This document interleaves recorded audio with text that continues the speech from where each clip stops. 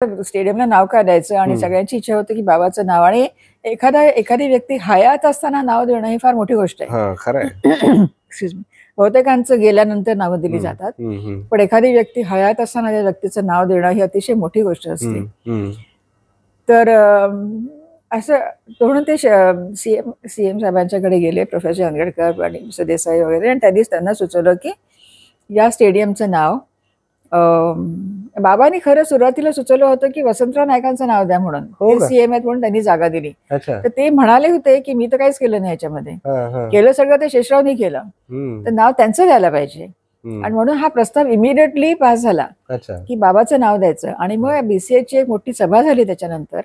त्या ठिकाणी 2 गोष्टी नमूद करण्यात आल्या जे प्रोफेसर चंदगडकरांनी अनाऊन्स केल्या. त्या 2 गोष्टी अशा होत्या की एक तर स्टेडियमला वानखेडे स्टेडियम म्हणून म्हटलं, संबोधित केलं जाईल, बाबाचं नाव दिलं जाईल. आणि दुसरं की बाबाचे उत्तराधिकारी म्हणून शरद पवारांचं नाव